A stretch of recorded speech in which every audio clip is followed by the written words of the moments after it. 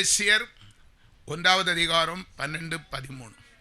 ஒளியில் உள்ள பரிசுத்தவான்களுடைய சுதந்திரத்தில் பங்கடைவதற்கு நம்மை தகுதி உள்ளவராக்கினவரும் 13 இருளின் அதிகாரத்தினின்று நம்மை விடுதலையாக்கி தமது அன்பின் குமாரனுடைய ராஜ்யத்திற்கு உட்படுத்தினவருமாயிருக்கிற பிதாவை சோத்தரிக்கிறோம். அல்லேலூயா. கவனிங்க, வார்த்தையின் தலைப்பு சுதந்திரத்தை குறித்து. ஒளியில் உள்ள பரிசுத்தவான்களுடைய சுதந்திரம். பிரியமானவர்களே, ஒவ்வொரு குடும்பத்துக்கும் ஒவ்வொரு சுதந்திரவாளிகள் தேவை. நம்முடைய தலைமுறையாய் நம்ம வாழ்கிறோம். நம்முடைய பிள்ளைகள் வழிமுறையாய் வாழ்ந்து சுதந்திரிக்கிற ஒரு காரியத்தை குறித்து கர்த்தருடைய வார்த்தையை உங்கள் மத்தியிலே நான் கொண்டு வர ஆசைப்படுகிறேன். நம்ம ஆண்டவருக்கு பிள்ளைகளாய் பிறந்திருக்கிறோம். கர்த்தருடைய சுதந்திரவாளிகள், தேவனுடைய ஒரிஜினல் வித்து, அப்பா பிதாவே என்று அழைக்கிற உரிமை சுதந்திரத்தை நாம் பெற்றவர்கள். தயவு செய்து பிரியமானவர்களே, அவருடைய சுதந்திரவாளிகளை ஆண்டவர் எப்படி அழைத்து செல்வார் என்பதை குறித்து வேதத்திலிருந்து சில வார்த்தைகள். இந்த சுதந்திரவாளிகள் என்று சொல்லுகிற நாம் ஏன் சில காரியங்களினால தோல்வி அடைகிறோம் என்பதை குறித்தும், அந்த தோல்வியில இருந்து எப்படி நம்ம ஜெயத்தை பெற்றுக்கொள்ள முடியும் என்பதை குறித்தும் வேதத்தின் அடிப்படையிலே சில வார்த்தைகளை உங்களோடு பகிர்ந்து கொள்ள ஆசைப்படுகிறேன். முதலாவது, தோல்வி எப்படி வருகிறது என்பதை பார்ப்போம். 1 தெசலோனிக்கேயர் 15:50. கவனிங்க, சகோதரரே, நான் சொல்லுகிறது என்னவெனில், மாமிசமும் இரத்தமும் தேவனுடைய ராஜ்யத்தை சுதந்திரிக்க மாட்டாது. அழிவுள்ளது அழியாமையே சுதந்திரிப்பதில்லை. கவனிக்க வேண்டும். இன்னைக்கு நம்முடைய அநேகருடைய வாழ்க்கையிலே சுதந்திரவாளிகள், பிள்ளைகளுடைய சுதந்திரம் பறி போய்விட்டது. தலைமுறைகள் சந்தோஷமாய் இருக்க முடியல. ஏன் காரணம் என்பதற்கு ஆண்டவர் சில விளக்கங்களை முதலாவது கொடுக்கிறார். அன்பானவர்களே, மாமிசமும் இரத்தமும் தேவனுடைய ராஜ்யத்தை சுதந்திரிக்க மாட்டாது. நம்ம மாமிச கிரியையிலே செயல்பட்டவர்களாய் செயல்பட்டு கொண்டு இருக்கிறோம். சுயம், மாமிச சுயம், சொந்த புத்தி. நல்லா படிச்சிருப்போம், இன்ஜினியராக இருப்போம், நல்ல டீச்சராக இருப்போம், நல்ல கலெக்டர், நல்ல பெரிய படிச்சிருப்போம், ஞானம். நமக்கு அந்த படிப்பு தான் நம்மளுக்கு கெடுக்குதுன்னு நினைக்கிறேன். அல்லேலூயா. ஆண்டவரே சொல்லிவிட்டார், மாமிசமும் இரத்தமும் தேவனுடைய ராஜ்யத்தை. மாமிச சிந்தையில் வாழுகிறவர்கள் அந்த சுதந்திரிக்க மாட்டார். சில நன்மைகளை, ஆசீர்வாதங்களை சுதந்திரிக்க மாட்டாது என்று வேதம் சொல்லுகிறது. அடுத்து சில பேரை பார்ப்போம். கலாத்தியருக்கு எழுதின நிருபம் 5:19 பாருங்க. மாம்சத்தின் கிரியைகள் வெளியரங்கமாய் இருக்கின்றன. அவை யாவன?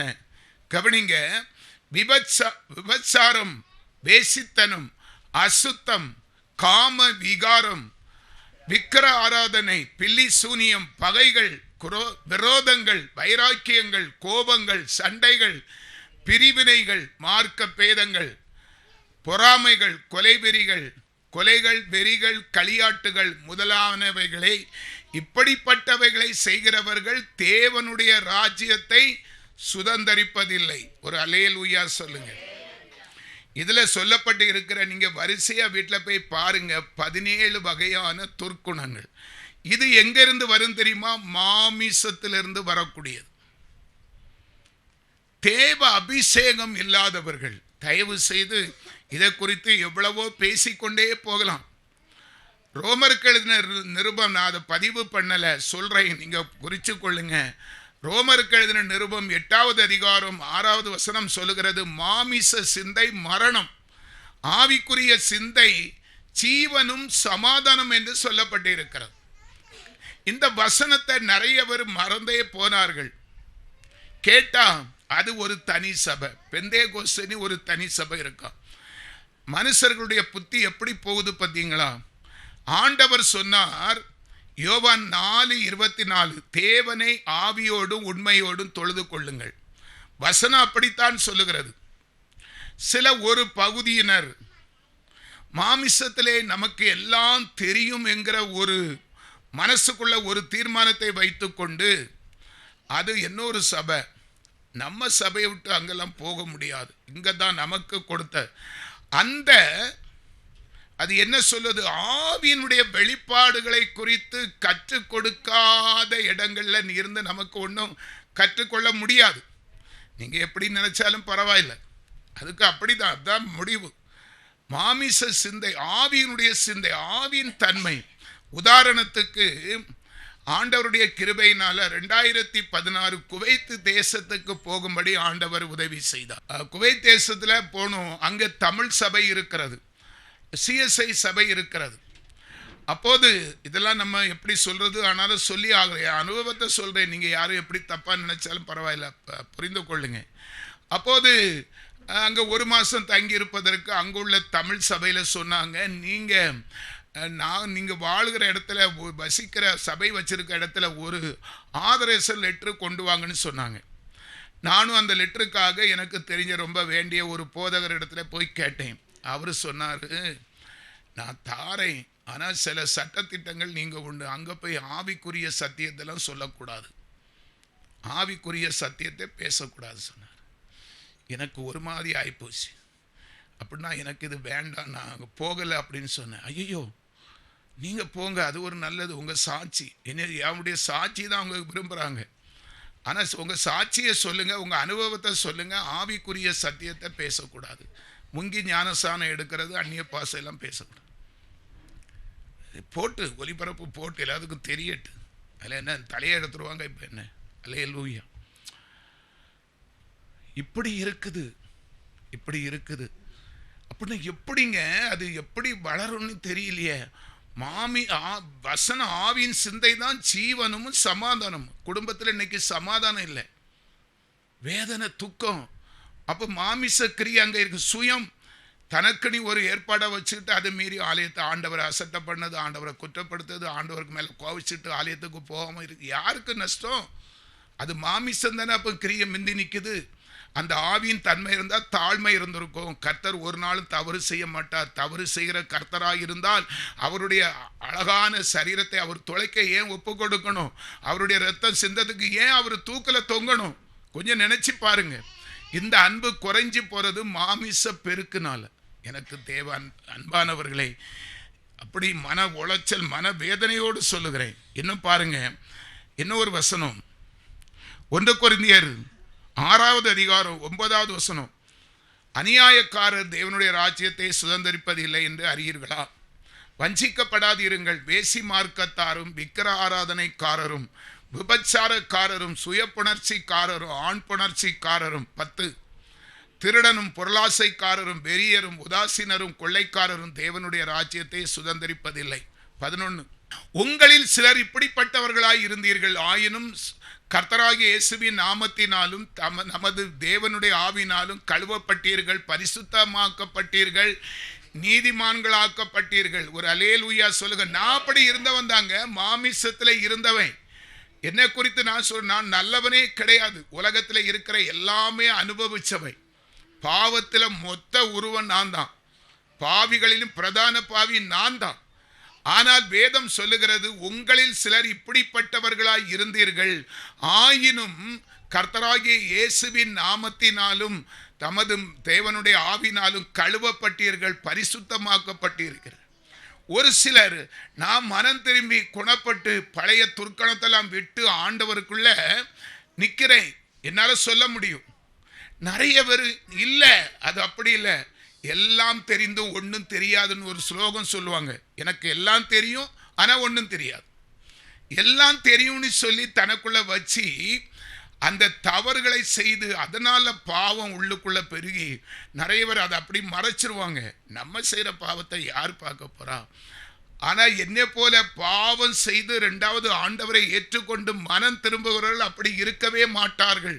ஐயோ, கர்த்தருடைய வார்த்தை இப்படி சொல்லுகிறதே, நம்ம இப்படி இருக்கவில்லையே என்று சொல்லி மனம் திரும்பி அந்த அது என்ன பரிசுத்தமாக விரும்புவார்கள்.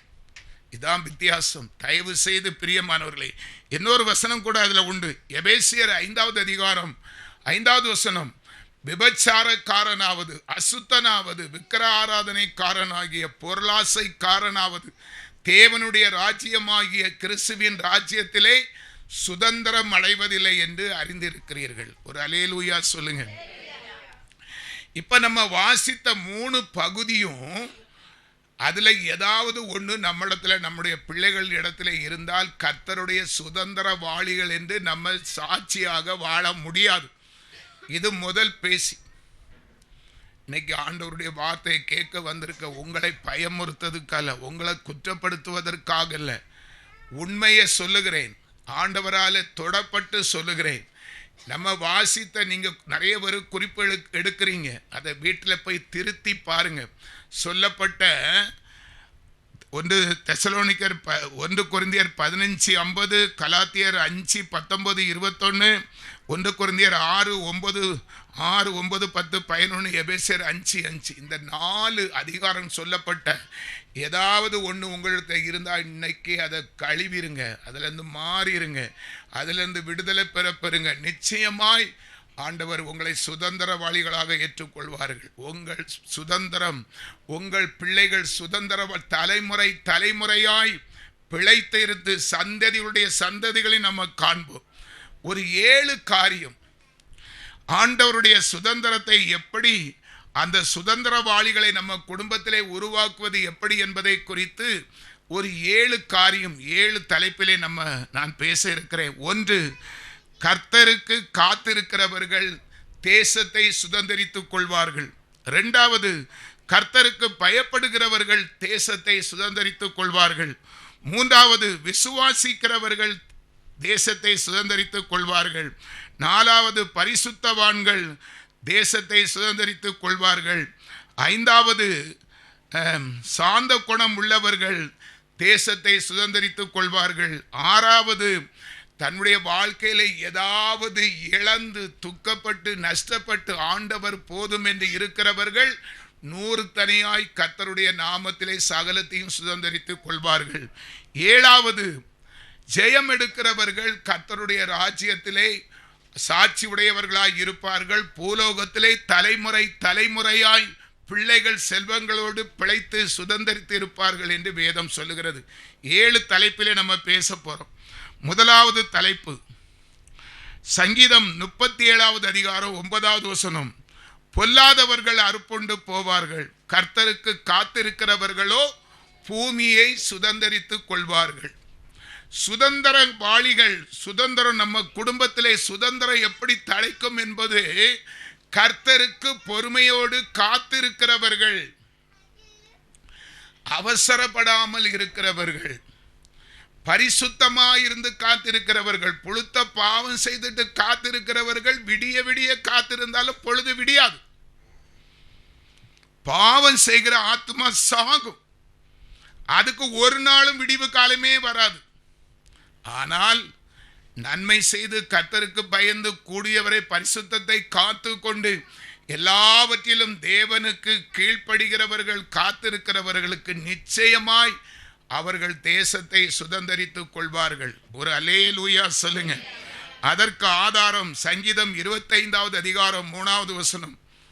உம்மை நோக்கி காத்திருக்கிற ஒருவரும் வெட்கப்பட்டு போகாதபடி செய்யும், முகாந்திரம் இல்லாமல் துரோகம் பண்ணுகிறவர்களே வெட்கப்பட்டு போவார்கள். வேதம் சொல்லுகிறது, சங்கீதக்காரன் தாவீது சொல்லுகிற, ஆண்டவரே உம்மை நோக்கி பொறுமையோடு பரிசுத்தத்தோடு எல்லாவற்றிலும் கீழ்ப்படிந்து இருக்கிறவர்கள் வெட்கப்பட்டு போகாதபடி செய்யும், நிச்சயமாக அவர்கள் வெட்கப்பட்டு போக மாட்டார்கள். 2வது சங்கீதம் 31:24, கர்த்தருக்கு காத்திருக்கிறவர்களே நீங்கள் எல்லோரும் திடமனதாய் இருங்கள், அவர் உங்கள் இருதயத்தை சிறப்படுத்துவார். நிச்சயம் பிரியமானவர்களே, என்னால சொல்ல முடியும், ஒரு பயங்கர இழப்பு நஷ்டம், அதற்கு பிறகு என் சகோதரி மரண தருவாயில் இந்த வீட்டெல்லாம் கூடி எல்லாரும் அவமானப்படுத்த ஆயத்தமா இருந்தார்கள். துக்கத்தின் நாட்களில் வாழ்ந்தாலும் எங்கள் துக்கமும் சந்தோஷமாக மாறும் என்று கர்த்தருக்குள் காத்திருந்தோம். அதை அப்படியே நிறைவேற்றி கொடுத்திருக்கிறார் கர்த்தர். ஒரு அல்லேலூயா சொல்லுங்க. சங்கீதம் ஏசாயா 40:31 சொல்லுது, கர்த்தருக்கு காத்திருக்கிறவர்களோ புது பலன் அடைந்து கழுகளைப் போல சேட்டைகளை அடித்து எழும்புவார்கள், அவர்கள் ஓடினாலும் இளைப்படையார்கள், நடந்தாலும் சோர்ந்து போகார்கள். ஒரு அல்லேலூயா சொல்லும். நான் என்னை பற்றியே பேசுகிறேன்னு சொல்ல நினைக்காதீங்க. எனக்கு என்னதான் தெரியும். மற்றவர்கள் அதிகமாக என்னால் விமர்சனம் பண்ணது பாவம், தெரியாமல் சொல்லக்கூடாது. என்ன சொல்கிறேன், நான் கர்த்தருக்கு காத்திருக்கிறவர்கள். எனக்கு வயசு 68. ஆனால் என்னைக்கு 50 வயசில் நான் ரட்சிக்கப்பட்டனோ அதே பலன் என்னைக்கு எனக்கு இருக்கிறது. எத்தனை பேருக்கு அப்படி சொல்ல முடியும்? அதாங்க சாட்சி. தேவ சமூகத்தில் சொல்றேன், கர்த்தருக்கு காத்திருந்தேன். ஆண்டவரே, ஒரு மகன் மரித்து போனாலும் எனக்கு 2 பிள்ளைகள் இருக்கிறார்கள். நான் இந்த இடத்தை விட்டுக்கிட்டு எங்கேயாவது போகணுமா? இல்லை, என் நிலை என்ன சொன்னா, இதே இடத்துல உன்னை ஆசீர்வதிப்பேன்னு சொன்ன, நீ பொறுமையா காத்திரு. என் மூத்த மகளுக்கு டாக்டர் சம்பந்தம் தேடுறோம். நாங்களும் மிடில் ஃபேமிலி, எல்லாமே கெட்ட வழிகளை செலவழித்து சொத்துக்கிட்டு எல்லாம் நாசமாக்கி வெறுமையாக தான் இருந்தேன்.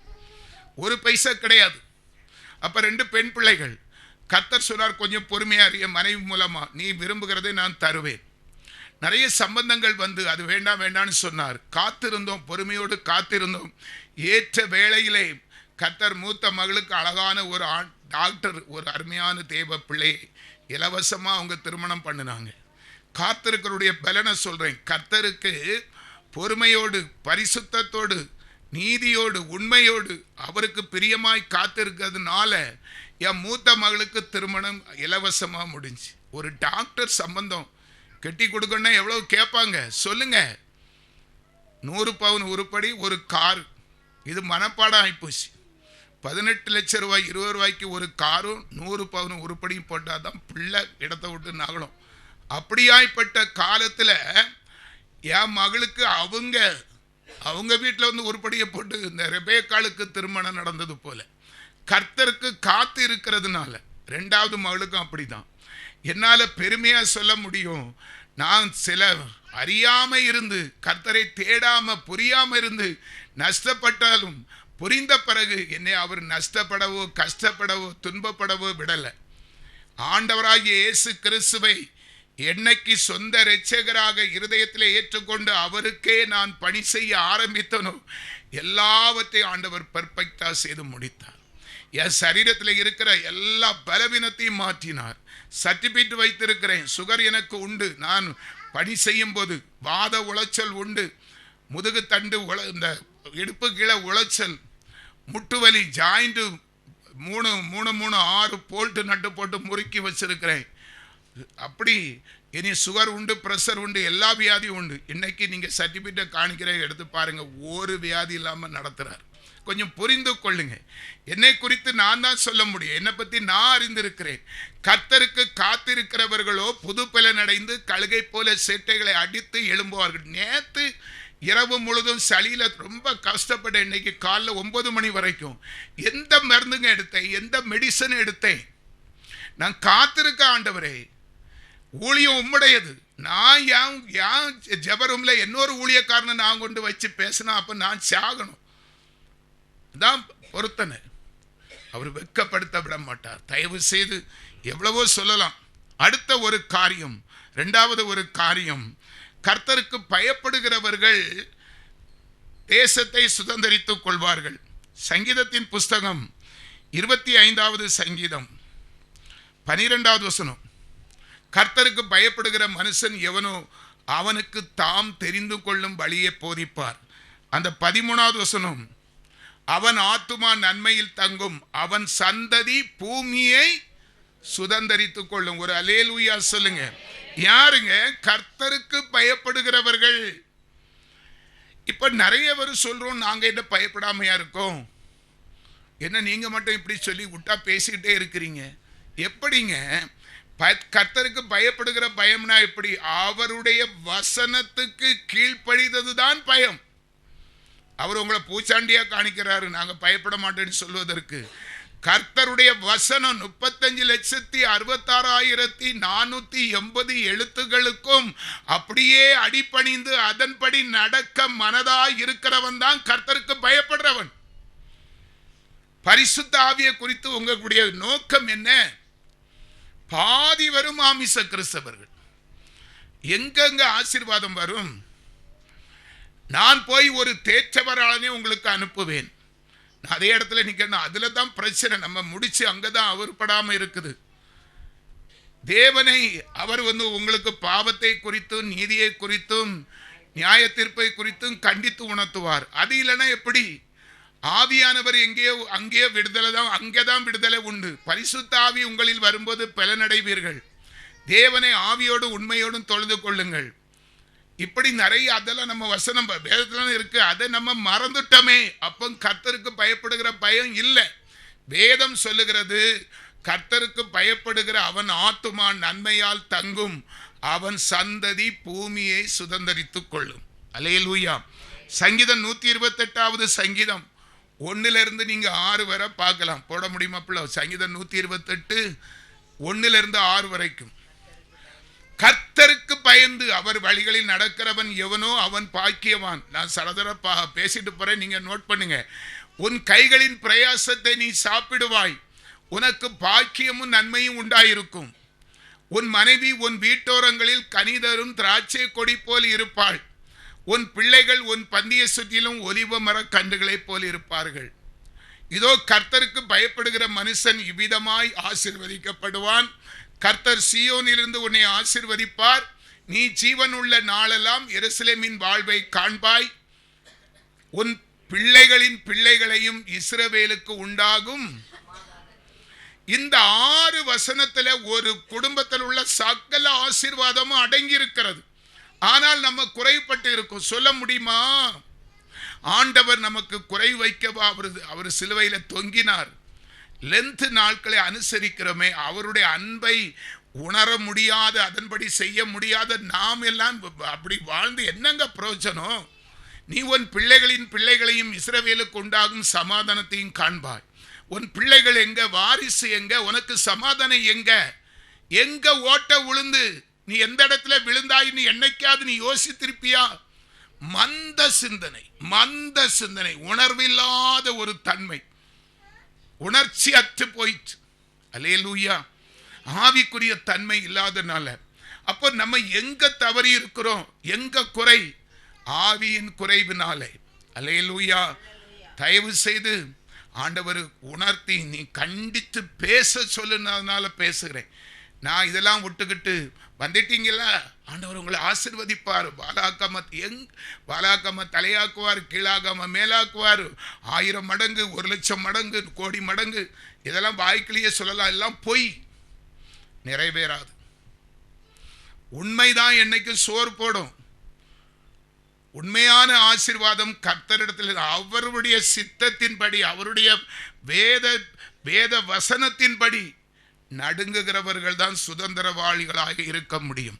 சரி, 3வது ஒரு காரியம் 2 பேரை பார்த்தோம். 1 காத்திருக்கிறவர்கள், 2வது பயப்படுகிறவர்கள், 3வது விசுவாசிக்கிறவர்கள். எபிரியருக்கு எழுதின நிருபம் 11வது அதிகாரம் 8வது வசனம். விசுவாசத்தினாலே ஆபிரகாம் தான் சுதந்திரமாக பெறப்போகிற இடத்திற்கு போகும்படி அழைக்கப்பட்ட போது கீழ்ப்படிந்து தான் போகும் இடம் என்னதென்று அறியாமல் புறப்பட்டு போனான். அல்லேலூயா சொல்லுங்க. அன்பானவர்களே, ஆண்டவராகிய தேவன் ஆபிரகாமை அழைக்கிறார். நீ நான் சொல்லுகிற இடத்துக்கு புறப்பட்டு போனி.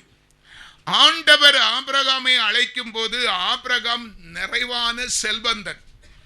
அவனுடைய தகப்பன் பேரு தேராகு. அவனுக்கு ஏராளமான பிள்ளைகள், வேலைக்காரிகள், சொத்துகள், கழுதைகள், ஒட்டகங்கள், ஆடு மாடுகள், எல்லாம் பெரிய பண்ணன்னு சொல்லுவாங்க. அப்படியாய்ப்பட்ட செல்வ செழிப்பிலே வாழ்ந்த ஆபிரகாமை ஆண்டவர் கூப்பிடுகிறார்.